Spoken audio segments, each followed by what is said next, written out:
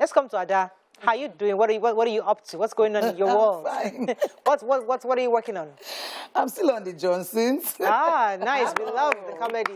I remember my father, the first film he bought was Domitila. Really? And so now that everybody is now doing, they've repeated the Glamour Girls. They've done, what's the other one? Make her the pretty serpent. Make her the pretty serpent. They've done all of them. Living in bondage. How would you feel if they did a remake or whatever of Domitila? And would you love to be a part of it? Because I remember your character. Definitely.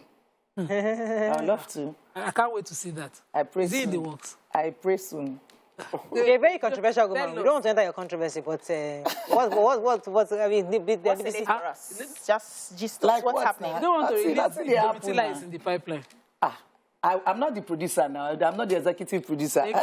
Thank you. You have given me something to work with. BC, go ahead. Aside from the Johnsons, we don't see you that much in other regular movies. I do.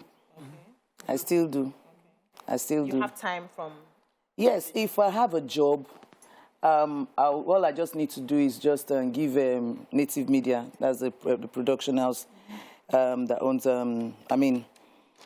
are doing the Johnsons. You send a mail to them, maybe a month, and tell them the duration of time. If they are comfortable with it, if they can work within that period, they will give you, the chance. How has it been, because you've been in the profession for years, and how has it been easy? Is it, do you find it more difficult as you get older?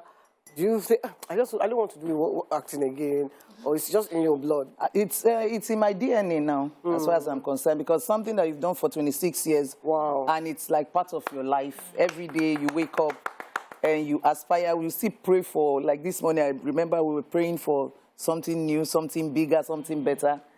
Except you die. If not, there is no retirement in this business. Yeah. If it's in your DNA, you do it till the rest of the end. You said recently that you had some mental issues. Is that correct? What's that about? I had depression, max depression. I've been depressed for some years. Yeah. And it became very worse when I lost my daughter in 2020. Oh. And sometimes... So sorry to hear that. It's well. Sometimes I wake up and... we practically grew up together. I was 14 when I had her. So she was more like my younger sister. And my friend, she was my best friend. And I just saw my world crumbled before me. Yes, we understand. I'd lost 3 of my sisters before that time. And each of them had like three children. I'd lost like 3 of my brothers and my father. Oh. So after burying all these people, then my daughter, my younger sister that died last, she died in 2018. She was a footballer. She was one of our female coaches. She was one of the assistant coaching on the 19 female national team. And after she died, I thought I was going to be the next. I don't know. But when my daughter died, my world crumbled before me. And then sometimes I see myself for days. I could cry for days. And I've been in and out of hospital. Let's talk about this. But wait, I'll come to that. But do you think the experience you've had can give you strength to help other people who might be going through this? Because this is an opportunity, especially when people go through this kind of situation, they use it as a strength to help others who are going through it right now. Definitely. I get DMs almost every day for people. Some people say they want to commit suicide, and I ask them why. After burying seven family members, and my daughter joined the 8th, became the 8th of them. You know what that means?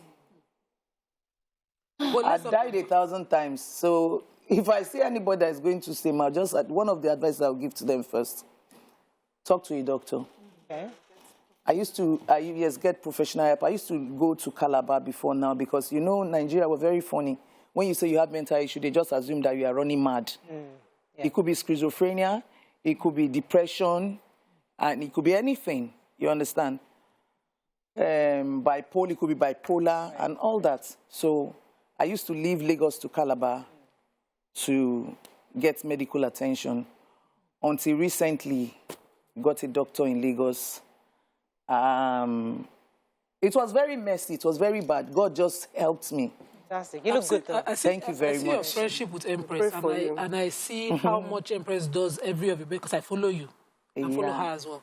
And what she does, how she tries to, you know, be your strength or a shoulder that you can lean on.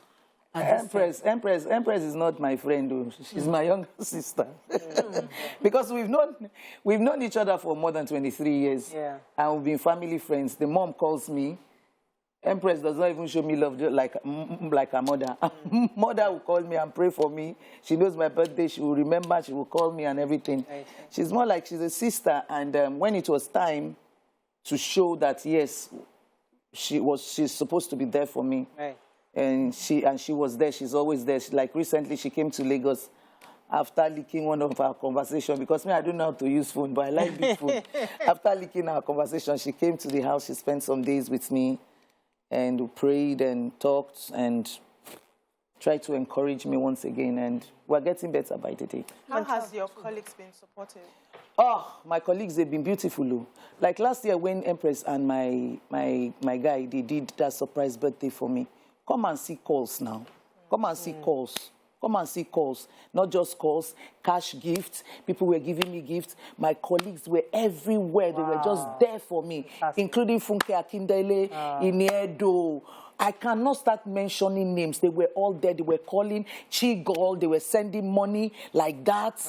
They were there for me, Yabo Ojo. They were just there. Fantastic. They were there. They were just there. Then my colleagues on the Johnsons, my executive producer, because I know there was a time that I was away for 3 months, and they were going to be, they were still paying me. They were just there for me. They were just there. They were there. And my followers, because sometimes when I open my phone, the kind of prayers I hear and everything. Fantastic. I don't know. I didn't know. I never knew Nigeria. I never knew the world loved me like this. Fantastic. But I'm so happy. We're happy to hear that, and we'll continue to hope and strength that God will give you strength and pray for your strength. Because I believe that, you know, all things work together for good. I know that God is going to help you through this journey, so that you can help millions of other people who might walk this journey, so that they can have the strength that you have so far. Thank you very much, Ada, for joining us on the show. It's my pleasure. That's all we can take on the show today. Concerning Funke Akindele, as I said, one was important to note that we don't know the full story. We only discuss it based on the face value, and just hope that she can have peace, and the man also can have some kind of peace, and the children, who are the most important in this entire equation, find some kind of peace in this. Have a great weekend. We'll see you Monday. Bye for now.